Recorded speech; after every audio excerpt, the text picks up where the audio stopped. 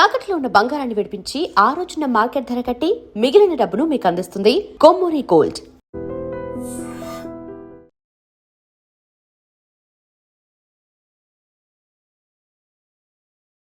నమస్తే, welcome to I dream. నా పేరు వలి. పశ్చిమాసియాలో ఉద్రిక్తత అంతకంతకు పెరుగుతూనే ఉంది. 2 వారాలు అవుతుంది యుద్ధం ప్రారంభమై, కానీ ఎప్పుడు ముగుస్తుందో తెలియనటువంటి సిచ్యువేషన్ కనిపిస్తుంది. ఇక భవిష్యత్ పరిణామాలు ఏ విధంగా ఉంటాయి, ఇక ఎన్ని రోజులు ఇలాంటి పరిస్థితి ఉంటుంది, దీని ప్రభావం ఏ దేశాల మీద ఎలా ఉంటుంది, ఇవన్నీ కూడా క్లియర్గా మనం తెలుసుకునే ప్రయత్నం చేద్దాం. ప్రస్తుతం నాతో పాటు ఉన్నారు మేజర్ శ్రీనివాస్ గారు, రిటైర్డ్ ఆర్మీ ఆఫీసర్. సార్తో మాట్లాడదాం. సార్ నమస్కారం. నమస్కారం అండి. సార్, పశ్చిమాసియా అట్టుడిగిపోతోంది. అవును. ఒక నిప్పుల కుంపటిని తలపిస్తోంది. అవును. సో చాలా దేశాలు కూడా ఎఫెక్ట్ అవుతున్నటువంటి సిచ్యువేషన్ మనం చూస్తున్నాం. సార్, నిన్న ఇరాన్ అధ్యక్షుడు పెజిష్కియాన్ 3 డిమాండ్లు పెట్టారు. సార్, యుద్ధం ఆపడానికి నేను కూడా సిద్ధమే, కాకపోతే ఒక 3 డిమాండ్స్ దీనికి అంగీకరిస్తే నేను కూడా యుద్ధం ఆపేస్తానని చెప్పారు. అవును. ఒకటేమో ఇక్కడ మాకు ఏదైతే నష్టం జరిగిందో దానికి నష్టపరిహారం చెల్లించాలి. ఒకటి, అవును, ఇరాన్ చట్టబద్ధ హక్కుల్ని గుర్తించాలి. అవును. మూడోది, భవిష్యత్తులో దాడి చేయకుండా మీరు అంతర్జాతీయ హామీ అవసరం మాకు అని చెప్పి ఈ 3 డిమాండ్స్. అవునండి. ఏంటి సార్ అవి, సాధ్యమయ్యే పని అంటారు? 100% వాళ్ళు అడిగినది ఏదైతే ఉందో అది న్యాయబద్ధం, ధర్మబద్ధం అని చెప్పేసి అనొచ్చండి. కారణం ఏంటి అంటే ఏకపక్షంగా దాడి చేసేసింది. ఒక రకంగా చెప్పాలంటే అమెరికా ఏం చేసింది అంటే ప్రియంప్టివ్ స్ట్రైక్స్ అందండి. ప్రియంప్టివ్ స్ట్రైక్స్ అంటే ఏంటి? నువ్వు దాడి చేస్తావేమో అని చెప్పి నేను భయపడ్డాను కాబట్టి నీ మీద దాడి చేశాను అంటే ఇది ఎలా ఉందంటే, నువ్వు నన్ను మా ఇంట్లో దొంగతనం చేస్తాను, నాకు డౌట్ వచ్చింది, అందుకే నేను కొట్టాను. ఎంతవరకు ధర్మం ఉండేది? సో అలాగా ఇజ్రాయెల్ ఏం చేసిందంటే ప్రియంప్టివ్ స్ట్రైక్ చేసిందండి. ప్రియంప్టివ్ స్ట్రైక్, నువ్వేమో యురేనియం ప్రోగ్రామ్స్ చేస్తున్నావు, ఆ యురేనియం ప్రోగ్రామ్ అనేటువంటిది ఏదైతే శుద్ధి కార్యక్రమం ఉందో అణ్వాయుధాలకి దారి తీయొచ్చు, అలాగే పశ్చిమ ఏషియాలో శాంతి స్థాపన కోసం నేను యుద్ధం చేస్తాను అని చెప్పి ఇజ్రాయెల్ను వాడుకుని ఇజ్రాయెల్ చేత శాంతి అని చెప్పి ప్రియంప్టివ్ స్ట్రైక్స్ చేయించిందండి. ఇది ఎంతవరకు కరెక్ట్? అసలు వాళ్ళ పనేదో వాళ్ళు చేసుకుంటున్నారు. ప్రపంచంలో ఏ దేశం దగ్గర అణ్వాయుధాలు లేవు. మరి నార్త్ కొరియా దగ్గర అణ్వాయుధాలు ఉన్నాయి. మరి వెళ్ళి ఒకసారి బాంబు వేయి అతని మీద, నీకు ధైర్యం ఉందేమో చూస్తాను అంటే. వెనుజులా ఇప్పుడు చూడండి, వెనుజులా అధ్యక్షుడు ఎవరైతే ఉన్నాడో అధ్యక్షుడిని భార్యతో సహా కిడ్నాప్ చేసుకుని తీసుకెళ్ళిపోయాడు, అక్కడ తీసుకెళ్లి జైల్లో పెట్టాడు. అది వీలైంది కాబట్టి ఇక్కడ ఇప్పుడు అధ్యక్షుడిని చంపాలి, ఇరాన్ అధ్యక్షుడిని చంపాలంటే యుద్ధం స్టార్ట్ చేయాలి. సో ప్రీ ప్లాన్డ్గా ఎవ్రీథింగ్ ఈజ్ ఫిక్స్డ్. మీరు ఒకటి ఆలోచించండి, ఒసామా బిన్ లాడెన్ చంపడానికి ఒక రోజులో చంపిందా అమెరికా? లేదు. వాళ్ళ యొక్క లాంగిట్యూడ్స్, లాటిట్యూడ్స్ ఇవన్నీ కూడా తీసుకుని జాగ్రత్తగా 4 years కష్టపడి కన్ఫర్మ్ చేసుకుని అప్పుడు చంపడం అనేటువంటి జరిగింది ఒసామా బిన్ లాడెన్ని. మరి యుద్ధం ప్రారంభమైనటువంటి 48 గంటల్లోనే ఆయతుల్లా అలీ ఖమేనీని చంపేశారంటే హోంవర్క్ చేయకుండానే అమెరికా పనిచేసిందా? దానికి ముందు ఇంకా ఎన్ని రోజులు వర్క్ చేశారు? చాలా సంవత్సరాలు వర్క్ చేశారు. వర్క్ చేసి వాళ్ళు యుద్ధం అనేటువంటి స్టార్ట్ చేసింది ఆయన చంపడం కోసమే. చంపేశారు. చంపిన తర్వాత అమెరికా అంచనాలు తలకిందులయ్యింది. ఏమన్నారంటే రెజ్యూమ్ చేంజ్ చేస్తాం, ఓపెన్గా ప్రకటించాడు. నేనేమి దొంగతనం చేస్తాము అని చెప్పి దొంగతనం చేశాడు, దాడి చేస్తామని చెప్పి దాడి చేశాడు. రెజ్యూమ్ చేంజ్ చేస్తాము అన్నాడు. రెజ్యూమ్ చేంజ్ చేయడం ఈ వీలు కాదు కాబట్టి అధ్యక్షుని చంపేస్తే రెజ్యూమ్ చేంజ్ అయిపోద్దేమో అనేటువంటి ఒక ఊహాత్మకమైనటువంటి వ్యూహాన్ని పన్నుకున్నాడు ట్రంప్. కానీ ఆయన కొడుకు ముస్తాబా ఖమేనీ ఏదైతే ఉందో ఆయన బరిలోకి రావడం, ఇప్పుడు నాకు అమెరికా శత్రువు కాదు, ట్రంప్ శత్రువు. ఇప్పుడు మా దేశ సుప్రీం లీడర్ని చంపేశాడు, తండ్రిని చంపేశాడు, అటువంటి వ్యక్తిని మేము ఎందుకు వదిలిపెట్టాలి? కాబట్టి మేము వదిలిపెట్టాం. సరే, మరి కొన్ని షరతులు ఎలా ఉంటాయంటే అవతల వాళ్ళ నాడి బాగా తెలుస్తుంది.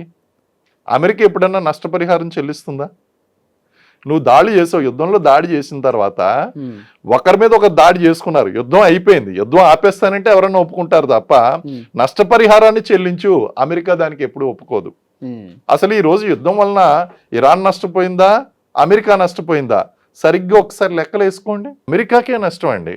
చెప్తానే ఉన్నారు ఈ సమయంలో యుద్ధానికి వెళ్తే గనక ఖచ్చితంగా అమెరికా ఓడిపోతుంది, పరాభవం చెందుతుంది అని చెప్పి అక్కడ అమెరికన్ మిలిటరీ డిపార్ట్మెంట్కి చెందినటువంటి అధికారులు ట్రంప్కి చెప్పినా సరే ట్రంప్ ఎవరి మాటలు విన్నటువంటి మనస్తత్వం.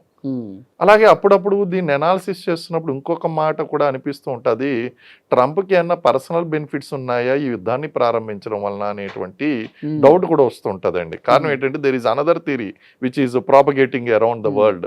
ఏముంటాయి సార్ పర్సనల్ అంటే? పర్సనల్ అంటే ఇప్పుడు చూడండి, మనకి ఈ ఇరాన్ ఇజ్రాయెల్ అమెరికా వార్ కంటే ముందు లోకల్ మీడియా దగ్గర నుంచి ఇంటర్నేషనల్ మీడియా వరకు హాట్ టాపిక్ ఏది అంటే ఎప్స్టీన్ ఫైల్స్. ఎప్స్టీన్ ఫైల్స్లో రోజుకు ఒక్కొక్కరి పేరు ప్రపంచాన్ని శాసించినటువంటి బిజినెస్ మ్యాగ్నెట్లు, హై ఐక్యూ కలిగినటువంటి పీపుల్, పవర్ఫుల్ లీడర్స్ ఇందులో ఇన్వాల్వ్ అయి ఉన్నారు. ఆ ఇన్వాల్వ్ అవడమే కాకుండా వాళ్ళ వయసుని పెంచుకోవాలనేటువంటి ఉద్దేశంతో చిన్నపిల్లల్ని భయపెట్టి, ఆ భయపెట్టడం ద్వారా ఒక రకమైనటువంటి హార్మోన్ వాళ్ళ బ్లడ్లో రిలీజ్ అయితే ఆ బ్లడ్ని తాగి వీళ్ళ లైఫ్ని ఎక్స్టెండ్ చేసుకునేటువంటి ఆధారాలు ఏదైతే ఉన్నాయో అవి రిలీజ్ అయినాయి. అందులో ఇప్పుడు మన ట్రంప్ యొక్క విశేషాలు కూడా డిపార్ట్మెంట్ ఆఫ్ జస్టిస్ బయట పెట్టింది అమెరికాలో. ఇవన్నీ కూడా వన్ బై వన్ బయట పడేసరికి ట్రంప్ కూడా అనిపించింది ఏదో విషయం పెద్ద విషయమే బయటపడుతుంది అని చెప్పి. అంటే దీన్ని డైవర్ట్ చేయాలన్న ఉద్దేశం, డైవర్ట్ చేయాలనేటువంటి ఉద్దేశంతో ఆల్రెడీ అక్కడ ఏదైతే సమస్య ఉందో ఆ సమస్య ఇప్పుడు చూడండి, వరల్డ్ మీడియా ఎవరైనా సరే ఎప్స్టీన్ ఫైల్స్ గురించి మాట్లాడుతున్నారు. అంతా కనుమరుగైపోయిందండి. మరి ఇంత చిన్న చిన్న విషయాల్లోనే మనం డైవర్సిఫైడ్ పాలిటిక్స్ లో, డైవర్షన్ పాలిటిక్స్ లో ఇష్యూస్ ని ఎలా డైవర్ట్ చేస్తూ ఉంటాం లోకల్లో. మరి ఆ ఇంటర్నేషనల్ లీడర్స్ లో ఒక్కొక్కరు పేరు బయట, స్టీఫెన్ హాకిన్స్ పేరు బయటకు వస్తుంది, ఎలాన్ మస్క్ పేరు బయటకు వస్తుంది, ఆ ఇజ్రాయెల్ బెంజమిన్ నెతన్యాహు పేరు బయటకు వస్తుంది, ట్రంప్ పేరు బయటకు వస్తుంది, భారతదేశంలో ఉన్నటువంటి నాయకుల పేర్లు బయటకు వస్తున్నాయి. అయితే ఇప్పుడు తప్పు చేశారా లేదా అనేటువంటిది పక్కన పెడదామండి. ఎందుకంటే ఒక లిస్ట్ లో ఉన్నప్పుడు ఫోన్ నెంబర్ లో రకరకాల కాంటాక్ట్ లిస్టులు ఉంటాయి, అందులో విచారణ చేయాలి, అది విచారణ చేయవలసి ఉంటుందండి. కానీ ఇలా కొన్ని విషయాలు ఎప్పుడైతే బయటపడుతున్నాయో ఆ సమయంలో ఈ ఇన్సిడెంట్ జరగడం అనేటువంటిది నిజంగా ఆలోచించవలసినటువంటి విషయం. ఈ థియరీ ఏదైతే ప్రాపగేట్ అవుతుందో దీన్ని జస్ట్ నజర్ అందాజా చేయడానికి లేదు, ఇది కూడా ఒకసారి ఆలోచించవలసినటువంటి విషయం అండి. సరే, రెండోది, ఇప్పుడు ఏదైతే ఈ 3 షరతులు ఉన్నాయో 3 షరతుల్లో భవిష్యత్తులో మళ్ళీ ఇలాంటి దాడి అమెరికా చేయకూడదు, చాలా రీజనబుల్. ఓకే. అలాగే అమెరికా యొక్క మిత్ర దేశాలు ఆ స్థావరాలు ఏదైతే ఉన్నాయో అవన్నీ ఖాళీ చేసేయాలి, ఓకే, రీజనబుల్. కానీ ఇప్పుడు దాకా జరిగినటువంటి నష్టం ఏదైతే ఉందో దానికి నష్టపరిహారం చెల్లించాలి, okay. Property wise first America ఒప్పుకోదు, ఇది ఈ కండిషన్ ఎంత అమెరికానే ఇప్పుడు వరకు 1,00,000 కోట్ల వరకు నష్టపోయింది అని చెప్పి.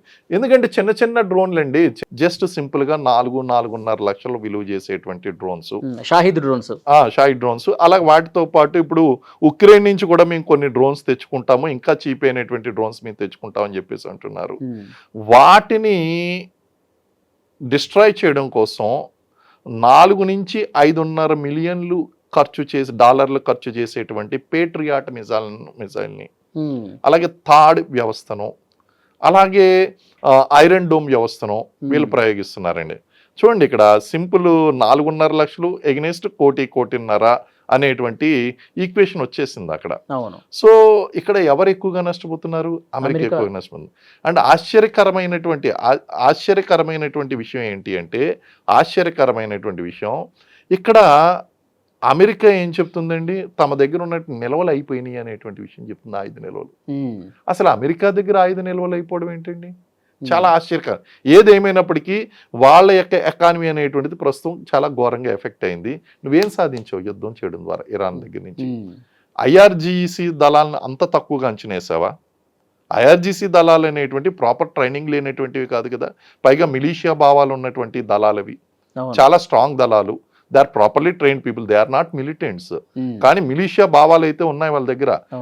ఫెనటిజం అనేటువంటిది కనిపిస్తుంది, సుప్రీం లీడర్ దగ్గర నుంచి ఆ ఫెనటిజం అనేటువంటిది కనిపిస్తూ ఉంటుంది. వాళ్ళ దగ్గర అక్కడ ప్రాక్సీ వార్ చేయడానికి కొన్ని హిజ్బుల్లా కానీ, హమాస్ కానీ, లేదా షియా మిలీషియా కానీ, హౌతీస్ కానీ ఇవన్నీ కూడా సపోర్ట్ చేస్తున్నాయండి.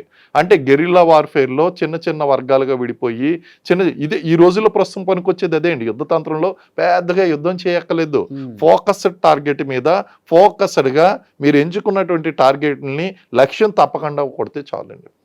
అలాగే జాగ్రఫికల్ అడ్వాంటేజ్ కూడా బాగా కలిసి వచ్చింది ఇరాన్కి. ఇరాన్ ఓడించడం అంత ఈజీ కాదు. ఈరోజు హార్ముజ్ జలసంధిని దిగ్బంధనం చేసిందండి.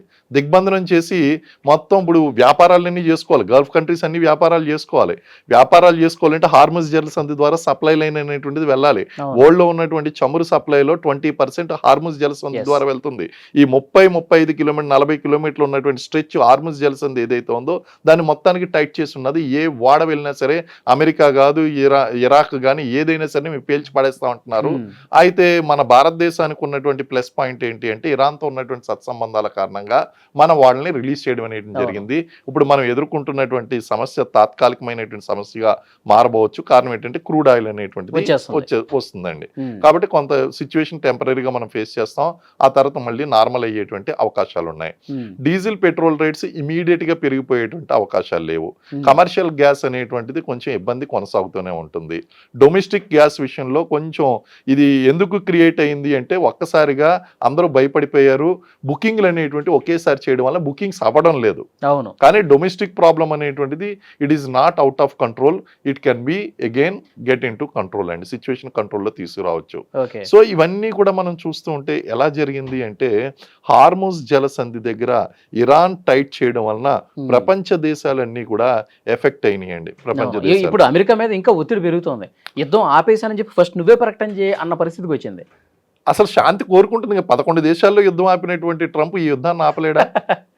అసలు నువ్వు ఎందుకు ప్రారంభించావు? ఏ ఉద్దేశంతో ప్రారంభించావు? ఏం సాధించాలని ప్రారంభించావు? ఏం సాధించావు? సాధించింది ఏం లేదండి. అక్కడ ముస్తాబా ఖమేనీ ఎప్పుడైతే వచ్చాడో ఆయుతుల్లా అలీ ఖమేనీ చనిపోయిందో సేమ్ ఐడియాలజీ కంటిన్యూ అవుతుంది, సేమ్ రెజ్యూమ్ కంటిన్యూ అవుతుంది. నువ్వేం రెజ్యూమ్ చేంజ్ చేసావు? అక్కడ ఇరాన్ లో నిజంగా గుండె మీద తీవ్రమైనటువంటి గాయమైన పరిస్థితుంది. ఎందుకంటే ముస్తాబా తండ్రి కోల్పోయారు, కుటుంబ సభ్యులు. అవునవును, కుటుంబ సభ్యులు కుమారుని కూడా కోల్పోయినటువంటి పరిస్థితి.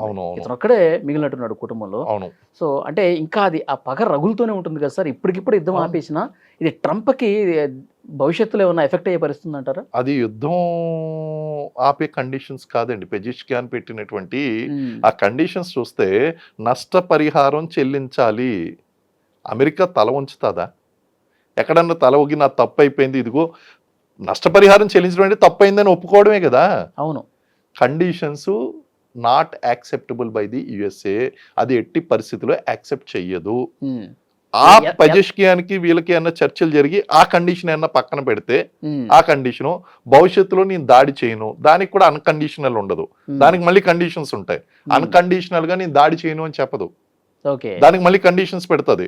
నువ్వు న్యూక్లియర్ ప్రోగ్రామ్ కనుక నువ్వు చేసిన.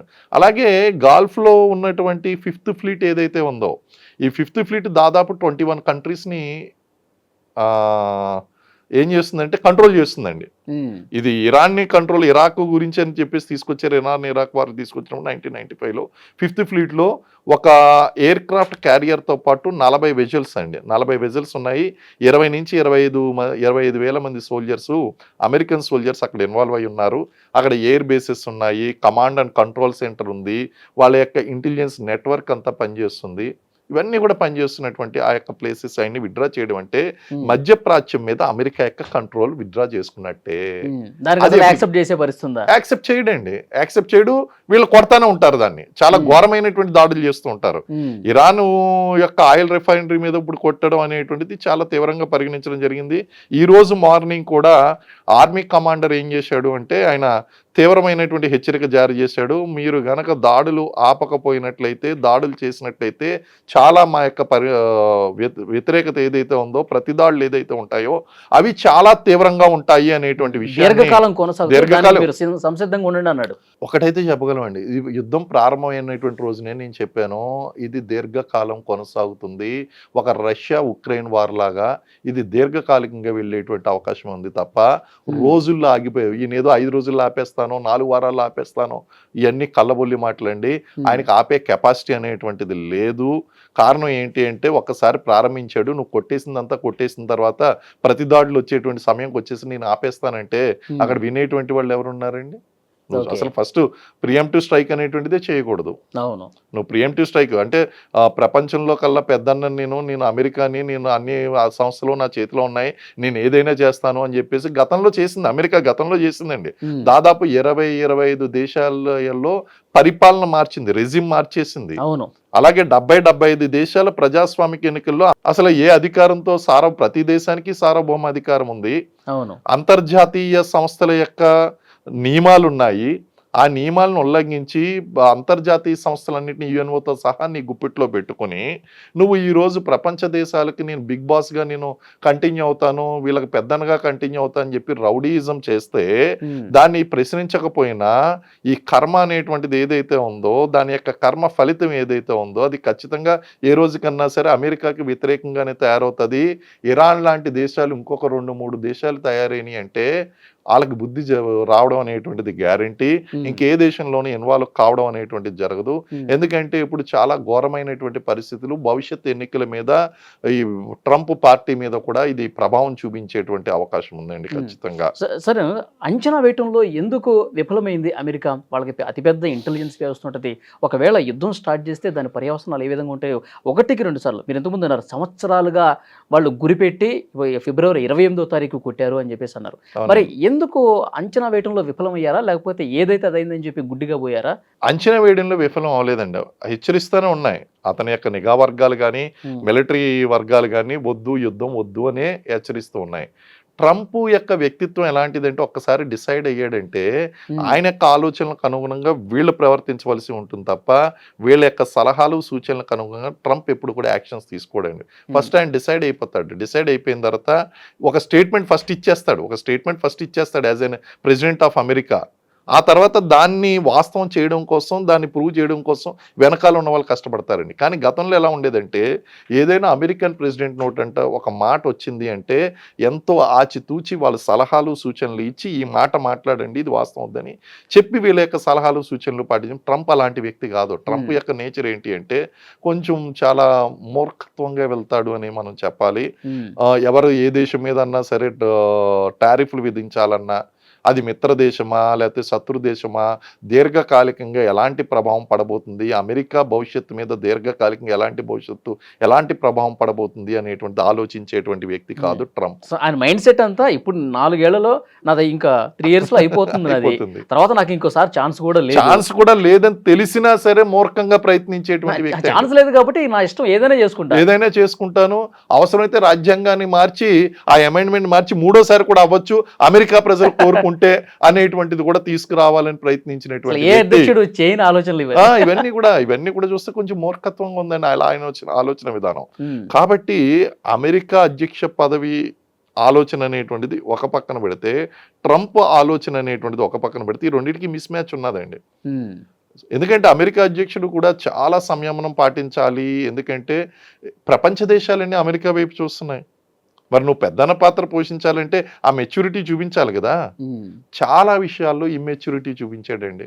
ఏది యుద్ధాన్ని ఆపేసానని చెప్పడం, ఆపరేషన్ సింధూర్ టైంలో కూడా పాకిస్తాన్కి భారతదేశానికి యుద్ధాన్ని నేనే ఆపానని చెప్పడం, ప్రపంచంలో 11 యుద్ధాలు ఆపేసానని చెప్పడం, శాంతి బహుమతి నాకే రావాలని చెప్పడం, ఇదంతా ఇమ్మెచ్యూరిటీ అండి. It is not expected out of A president of America. అంటే ఫస్ట్ బిజినెస్ మ్యాన్ లా వ్యవహరిస్తా ఉన్నాడు అధ్యక్షుడు అయిన తర్వాత. ఎలాన్ మస్క్ కి పెద్ద తేడా లేదు. ఎలాన్ మస్క్ ఈజ్ ఇంటెలిజెంట్, కానీ ఈయన ఏంటంటే కొంచెం ప్యూర్ రూడ్. ఆయన ఏదైతే ఉన్నాడో ఆ యొక్క క్రూక్డ్ బిజినెస్ మ్యాన్ లాగా ఆలోచిస్తూ ఉంటాడు. రాటు తేలినటువంటి బిజినెస్ మ్యాన్ అండి ఆయన. సో నువ్వు ఒక దేశాధ్యక్షుడిగా ఉన్నప్పుడు దేశాధ్యక్షుడు ఆలోచనలు చేయాలి, బిజినెస్ మ్యాన్గా ఉన్నప్పుడు బిజినెస్ మ్యాన్గా ఆలోచించాలి. దేశాలతో బిజినెస్ చేయకూడదు.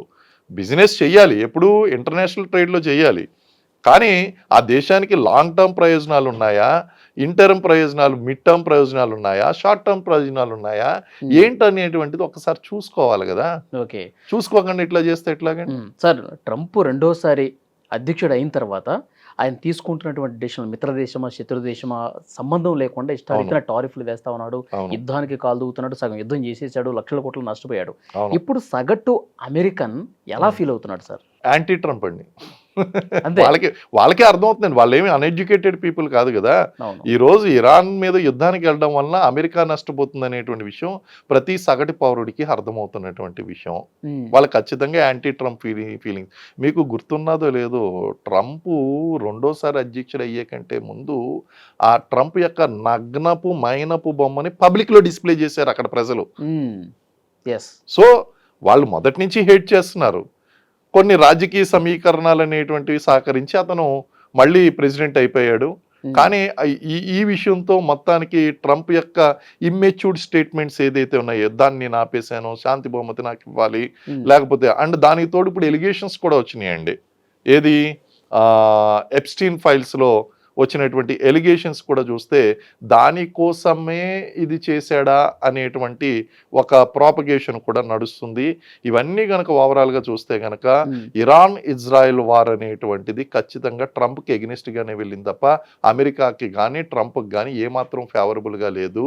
ఇప్పుడు ఇరాన్ కరెక్ట్ కాదా అనేది ఎవరు మాట్లాడడం లేదండి. ఇప్పుడు నేను I'm not an Iran supported. ఎప్పుడైతే మీకు మిలీషియా భావాలు ఉన్నాయో అది ఎప్పటికైనా ఏ దేశానికైనా సరే ప్రమాదమే అండి. కానీ ప్రస్తుతం జరుగుతున్నటువంటి ధర్మయుద్ధంలో ఇరాన్ పోరాటం కరెక్ట్. ఎందుకంటే చాలా స్ట్రాటజిక్గా వెళ్తుందండి. నేను యుద్ధం చేయడంలో కూడా వాళ్ళ యొక్క స్ట్రాటజీని నేను చాలా బాగా ఎప్రిషియేట్ చేస్తున్నాను. కారణం ఏంటంటే ప్రాక్సీ వార్ను పక్కన పెడితే వాళ్ళు ఎసిమెట్రిక్ వార్ఫేర్ చేస్తున్నారు. ఎసిమెట్రిక్ వార్ఫేర్ తో పాటు వాళ్ళు చేస్తున్నటువంటి వార్ఫేర్ ఏదంటే సైకలాజికల్ వార్ఫేర్ చాలా చక్కగా చేస్తున్నారు. ఇవన్నీ కూడా చూస్తుంటే మళ్ళీ ఇన్ఫ్రాస్ట్రక్చర్ వార్ఫేర్ చేస్తున్నారు. రీజనల్ ఎస్కలేషన్ మ్యాట్రిక్స్ లో భాగంగా రీజనల్ ఎస్కలేషన్ స్ట్రాటజీ అని చెప్పి చుట్టుపక్కల ఉన్నటువంటి దేశాల మీద సొంత ఇస్లామిక్ కంట్రీస్ అయిపోయినా సరే it's a very bold decision అండి. It's very bold decision, that to in Ramzan మాసంలో. సో వాళ్ళు అటాక్ చేయడం అనేటువంటి చేస్తున్నారు. మేము ఖచ్చితంగా అటాక్ చేస్తున్నాం, ఎందుకంటే నా శత్రువు అయినటువంటి వాడికి నువ్వు ప్లేస్ ఇచ్చావు, నువ్వు బేసిస్ ఇచ్చావు, నేను ఎందుకు చేయకూడదు. ఇప్పుడు గల్ఫ్ కంట్రీస్కు చెప్పడం లేదు కానీ వాళ్ళ డేటా సెంటర్ల మీద దాడి జరిగిందండి. ఇంటర్నెట్ ఎప్పుడు ఆగిపోద్దో తెలియదు. ఇండియాకు కూడా ఇంటర్నెట్ ఎప్పుడు ఆగిపోద్దో తెలియదు. ఎందుకంటే ఇప్పుడు ఇరాన్ ఏం చేస్తుంది అంటే అక్కడ మైన్స్ పెడుతుందండి. మైన్స్ అనేటువంటి సాధారణంగా భూమిలో పెడతారు. ఇప్పుడు సీ మైన్స్, మెరైన్ మైన్స్ అనేటువంటిది పెట్టడం వలన అది కేవలం శబ్ద తరంగాలతో పేలిపోద్దండి. ఇప్పుడు ఈ పెద్ద పెద్ద ఇంటర్నెట్ అనేటువంటిది ప్రపంచానికి కనెక్ట్ చేసామంటే ఈ మహాసముద్రాల లోపల ఇంతటి లావ్ అయినటువంటి పైపులు ఏదైతే ఉన్నాయో వాటి ద్వారా మనం ఆప్టికల్ ఫైబర్ అనేటువంటిది పంపించాము. ఇంటర్నెట్ కేబుల్స్ అనేటువంటి రన్ అవుతున్నాయి. వాటిని అప్పుడప్పుడు జంతువులు అనేటువంటివి పాడు చేస్తూ ఉంటాయి. సముద్ర చేపలు ఇవన్నీ కూడా పెద్ద పెద్ద జంతువులు. అలాగే వాటిని ఫ్రీక్వెంట్గా మెయింటైన్ చేయవలసినటువంటి అవసరం ఉంటుందండి. ఈ డీప్ సీ డైవర్స్ ఎవరైతే ఉంటారో వాళ్ళు మెయింటైన్ చేయడానికి అందులోకి వెళ్తూ ఉంటారు. ఇప్పుడు రెండు కారణాలుగా ఇంటర్నెట్ సర్వీసెస్ అనేటువంటి ఆగిపోవచ్చు. ఇంటర్నెట్ సర్వీసెస్ ఆగిపోయిందంటే బిజినెస్ సైకిల్ ఆగిపోతుందండి. బిజినెస్ సైకిల్ అయిపోయిందంటే క్యాష్ ఫ్లో ఆగిపోతుంది. క్యాష్ ఫ్లో ఆగిపోయిందంటే రెసిషన్ వస్తుందండి. ఎవరి దగ్గర క్యాష్ ఉంటుందో వాళ్ళే రిచ్ అవుతారు. ప్రాపర్టీలన్నీ కూడా ఏం చేసుకోవాలో తెలీదు. మళ్ళీ 2008 పరిస్థితి వస్తుందండి. ఆల్రెడీ ఇలాంటి పరిస్థితి ఇప్పుడు దుబాయ్లో కొనసాగుతుంది. సో యుద్ధం అనుకున్నంత ఈజీగా లేదు. యుద్ధం అనేటువంటిది అనుకున్నంత ఈజీగా లేదు. ఇది చాలా ఘోరమైనటువంటి రూపం దాల్చింది. ఇరాన్ అనేటువంటి చాలా స్ట్రాటజిక్ గా వెళ్తుందండి. యుద్ధ తంత్రంలో వాళ్ళకే ఓటేస్తాను. అమెరికా అనేటువంటిది ప్రజెంట్ చేస్తున్నటువంటి టెక్నాలజికల్ గా ఎంత హైగా ఉన్నప్పటికీ, లేకపోతే మీరు వేరే వేరే వ్యూహాలు ఉపయోగించినప్పటికీ చిన్న దేశమైనటువంటి ఇరాన్ చేతిలో ఓడిపోయింది. ఇది ప్రస్తుతానికి విజయం ఎవరిది పై చెయ్యి అంటే ఖచ్చితంగా ఇరాన్దే పై చెయ్యి అంటాను నేను. చూద్దాం సార్ నెక్స్ట్ ఎలా ఉండబోతుందో. 3 డిమాండ్స్ అయితే పెట్టారు. వాటికి ఎట్టి పరిస్థితుల్లో మళ్ళీ ఆ డిమాండ్స్ని ఏమన్నా సడలిస్తే తప్ప ఒప్పుకునే పరిస్థితి అయితే మీరు చెప్పినట్టు క్లియర్గా కనిపిస్తోంది. సో చూద్దాం ట్రంప్ డెసిషన్స్ ఏ విధంగా ఉంటాయి. Thank you very much. Thank you very much.